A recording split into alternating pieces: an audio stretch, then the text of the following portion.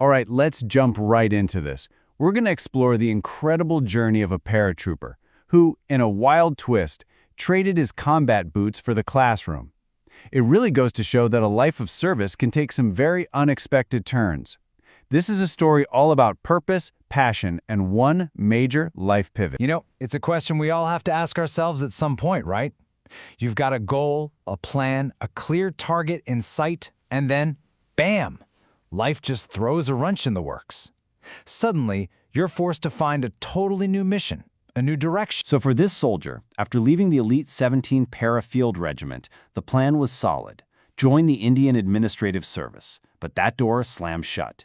Instead of just packing it in, he found a completely different way to serve his country. And, in doing so, discovered a battlefield he never ever expected. Now, to really get who he became as an educator, you first have to understand the soldier that he was.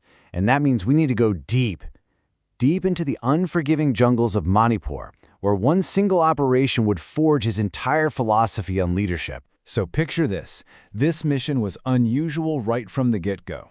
His unit, a para-artillery regiment, was basically doing an infantry job, which is a really rare and incredibly tough thing to ask of them.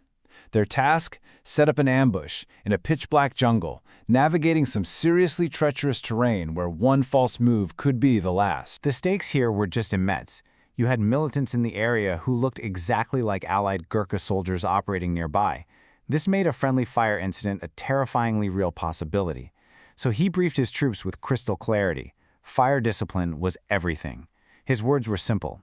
Open fire only on my command. And then, all hell breaks loose. After an engagement, his team is suddenly taking heavy fire. They think it's the main enemy force. But in this bizarre, terrifying twist, they realize the people shooting at them are their own guys. He had to walk out, hands raised, shouting his identity while under fire, finally using specific artillery terms just to prove who they were and get them to stop shooting. Just imagine that chaos. A moment like that, it defines you. And it defined his understanding of leadership forever. It's not just about being aggressive. It's about having the restraint to hold your fire. It's about how clear commands can literally save lives. And it's about a kind of courage that isn't about your rank, but about your sheer presence in the moment of crisis. This experience, right here, became the bedrock for everything that came next. So, how on earth does an experience like that translate to the future? Well, he took those lessons, forged in the absolute heat of combat, and applied them to a completely different arena, the world of education. His entire focus just shifted. The opponent wasn't some hidden enemy in the jungle anymore. It was the untapped potential locked away in young minds. The goal wasn't just to win a skirmish. It was to build the next generation of leaders. The mission was still service, but the battlefield was now the classroom. This was the light bulb moment. While he was commandant at a private military school, he took on this batch of cadets, a lot of them from really humble backgrounds, and he saw their grit, their absolute hunger to succeed, and it was a total revelation. He recognized the exact same spirit he saw in his fellow paratroopers. That was it. His new purpose was cemented right then and there. And the proof? Well, the proof was in the pudding. The results were just staggering. That very first batch had incredible success, qualifying for the National Defense Academy, the IITs, and other top-tier institutions. This wasn't just a win. It was undeniable proof that his method of blending discipline with genuine mentorship could unlock incredible potential. So what was this unique method? What was the secret sauce? Well, it all boils down to this core philosophy he calls Josh with Hash, a principle that's all about balancing two powerful and sometimes opposing forces. Now, he credits this idea to his mentor, the late Wing Commander Mahabir Ojha, a 1971 war hero. At its heart, Josh with Hosh is about taking all that passionate energy, that fire, and guiding it with careful strategic thinking. It's the perfect balance between passion and prudence. Let's break that down, because it's a great concept. Josh is the fire, right?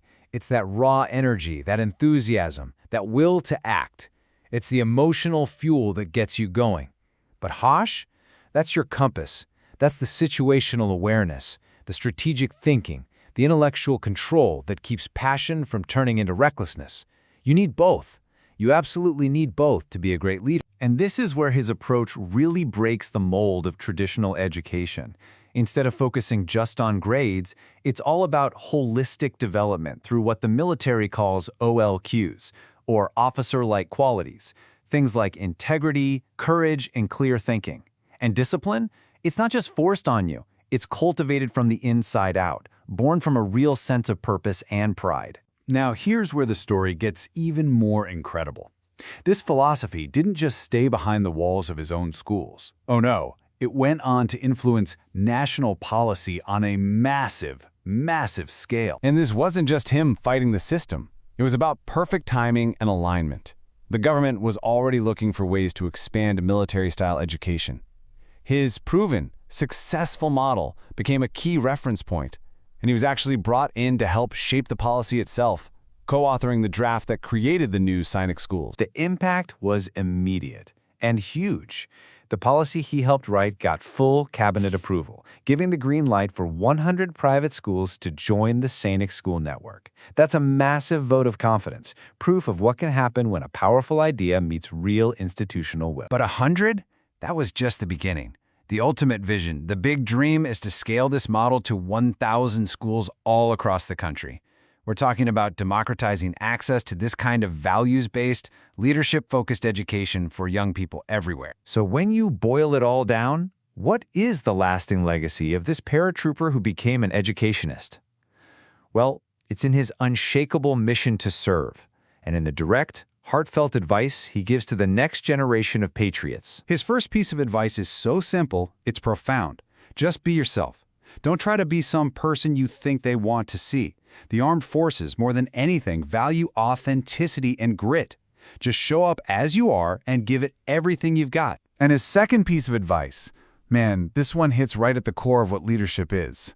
Integrity is everything. He urges young folks to always choose the harder right over the easier wrong. Why? Because that's the only path that actually forges character and earns you the right to lead others. And that brings us to the final question. A challenge, really, for all of us. His story proves that serving your country isn't just one thing. The mission is service, but the battlefield, that can be anywhere. It could be in a cockpit, a hospital, a classroom, or a boardroom. So the only real question left is, where will you choose to fight your battle?